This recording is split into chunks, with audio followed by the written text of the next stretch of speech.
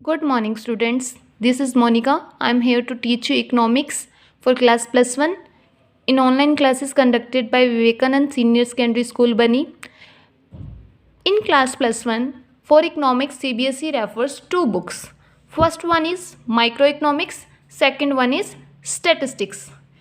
इन microeconomics में ये आपके लिए एक्चुअली में न्यू सब्जेक्ट है, पर बहुत ही इजीली गोइंग सब्जेक्ट है. इसमें आप क्या क्या कंसेप्ट पढ़ने वाले हो कि इकोनॉमिक्स क्या होता है स्मॉलर लेवल पे, बड़े लेवल पे, लार्जर लेवल पे आप क्लास प्लस 2 में पढ़ोगे, पर इकोनॉमिक्स का मीनिंग जो माइक्रो इकोनॉमिक्स के हिसाब से पढ़ते हैं हम क्लास प्लस 1 में, वो स्मॉलर लेवल पे पढ़ते हैं, मतलब कि छोटे लेवल पे.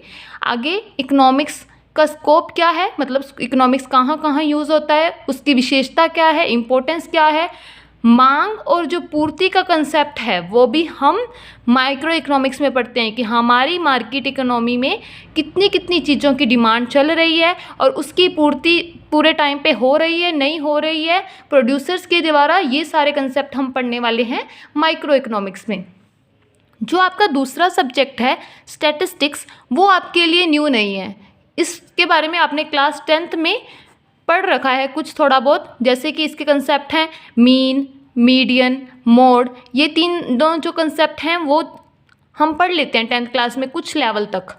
तो ये तीनों कंसेप्ट पढ़ेंगे. और क्या क्या पढ़ेंगे, मीनिंग ऑफ स्टैटिस्टिक्स, उसकी इम्पोर्टेंस क्या है स्टैटिस्टिक्स की, उसकी स्कोप क्या है, कहाँ कहाँ स्टैटिस्टिक्स यूज़ करता है, क्या इसकी लिमिटेशंस हैं कि अगर स्टैटिस्टिक्स अच्छे से यूज़ ना किया जाए तो ये हमारे लिए लिमिटेशन, डिसएडवांटेज कैसे क्रिएट कर सकता है.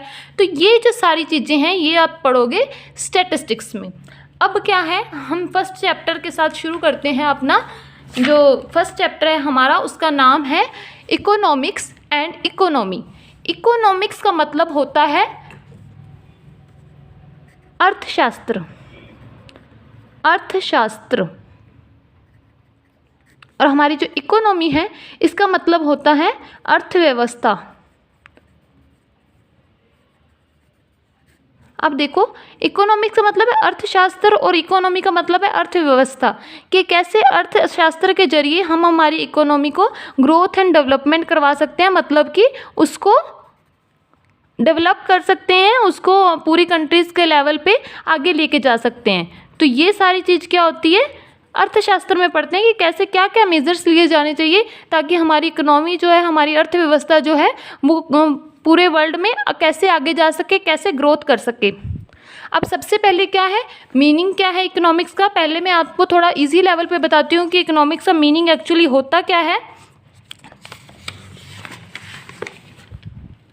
देखिए, इकोनॉमिक्स क्या है, एक ऐसी साइंस है ह्यूमन बिहेवियर की जिसमें क्या होता है कि एलोकेशन ऑफ रिसोर्सेज, जिसमें हम क्या करते हैं, ऐसे रिसोर्सेज जो, स्कार्स का मतलब होता है कमी, ऐसे रिसोर्सेज जिनकी हमारे पास कमी है उसको इस तरह से कंज्यूम करते हैं ताकि जो कंज्यूमर्स हैं उनको मैक्सिमम सेटिस्फेक्शन मिल सके, जो प्रोड्यूसर्स हैं उनको मैक्सिमम प्रॉफिट मिल सके, और जो सोसाइटी है उसका ज़्यादा से ज़्यादा सोशल वेलफेयर हो सके. अभी इसमें तीन बातें आपने ध्यान रखनी है कि तीन मेंबर्स इन्वॉल्व हैं इसमें, जैसे कि प्रोड्यूसर्स, कंज्यूमर्स एंड सोसाइटी.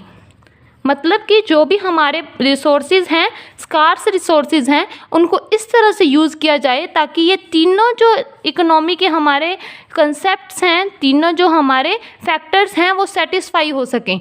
इस तरह से सारे रिसोर्सेज को यूज़ करना है. आगे जो कुछ कॉमन टर्म्स हैं जो एक्सप्लेन करनी ज़रूरी है आगे चलने से पहले, वो क्या है, स्कार्सिटी. स्कार्सिटी, स्कार्स का मतलब कमी और स्कार्सिटी मतलब सेम ही मीनिंग है कि किसी चीज़ की कमी होना. इसमें क्या है, स्कार्सिटी एक ऐसी सिचुएशन होती है जिसमें हम देखते हैं कि when what you have is less than what you wish to have, कि आपके पास उस चीज़ की कमी है जितना आप उसको विश कर रहे हैं कि मेरे पास होना चाहिए. जैसे आप सोच रहे हो कि मेरे पास एक हाउस हो, लैंड हो और सेविंग्स हो, ताकि आपकी जो लाइफ है वो इजीली आप क्या कर सको, लिव कर सको. ठीक है, पर आपके पास क्या है, खुद का मकान नहीं है, लैंड है पर उसके ऊपर आपको आमदन नहीं है, सेविंग्स आप कर रहे हो पर वो फ्यूचर में किस तरह से यूज़ होंगी आपको पता नहीं है, ठीक है। तो स्कार्सिटी का मतलब है ऐसे चीज़ों की कमी होना जिसकी आप विश तो करते हो कि आपके पास हो, पर वो क्या है, आपकी विश के अकॉर्डिंग वो क्या है, लेस है, ठीक है। ये हो गया स्कार्सिटी। नेक्स्ट क्या है, चॉइस। चॉइस क्या होता है, अब ये दोनों वर्ड्स क्या हुए हैं, हमारी डेफिनेशन में यूज़ हुए हैं। चॉइस क्या होता है, choice refers to the process of selection from available limited alternative. Choice का मतलब है कि दो अल्टरनेटिव है हमारे पास, जैसे कि हमारे पास 2 एकड़ लैंड है जिसमें हम चाहते हैं कि हम वीट भी ग्रो करें और हम राइस भी ग्रो करें। है तो 2 एकड़ ही लैंड, या तो हम राइस ग्रो कर सकते हैं या हम वीट ग्रो कर सकते हैं, पर वो किस तरह से कर सकते हैं वो देखिए कि उसमें चॉइस करने की जो प्रॉब्लम है। देखो हमारे पास रिसोर्सेज तो लिमिटेड ही हैं, जैसे 2 एकड़ लैंड है, या तो उस पर वीट हो सकता है या फिर उस पर राइस हो सकता है। एक पे वीट करेंगे, एक पे राइस करेंगे तो उससे कोई आमदन ही नहीं होगी। तो आमदन को भी साथ लेके चलना है कि उससे हमें प्रोडक्टिविटी का मतलब होता है आमदनी, कि आमदनी कितनी हो रही है। एक और चीज़ जो इम्पोर्टेंट है कि जो इकोनॉमिक्स है उसमें वर्ड्स का जो यूसेज है वो बहुत इंपॉर्टेंट है।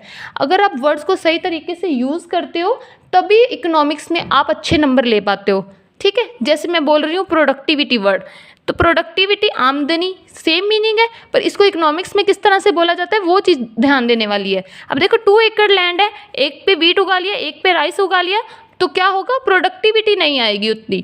तो इसमें क्या है, हमें चॉइस करनी पड़ती है कि हम वीट ग्रो करें या राइस ग्रो करें। इसी चीज़ को क्या बोलते हैं, चॉइस ऑफ। जब हमारे पास अल्टरनेटिव्स अवेलेबल हैं पर हमें उस पर चॉइस करना पड़ रहा है क्योंकि हमारे पास रिसोर्सेज कम है, लैंड कम है ना, इस तरह से। आगे ये रिसोर्सेज कम क्यों होते हैं, या तो 2 रीज़न है इसकी चॉइस हमें क्यों करनी पड़ती है, या फिर तो रिसोर्सेज कम है, दूसरा कि वो रिसोर्सेज के अल्टरनेटिव यूजेज हैं। ये दोनों चीज़ें मैंने आपको पहले ही ऊपर एक्सप्लेन कर दी हैं कि रिसोर्सेज हमारे पास कम है, और दूसरा जैसे कि 2 एकड़ लैंड थी वो हमारे पास कम लैंड है ना, या तो हम उस पर वीट ग्रो कर सकते हैं या फिर राइस ग्रो कर सकते हैं। सेकेंड कि रिसोर्सेज जो है उनके अल्टरनेटिव यूजेज हैं, या तो उस पर वीट ग्रो करूँ या राइस ग्रो करूँ। तो ये था आपका इंट्रोडक्टरी चैप्टर इकोनॉमिक्स का।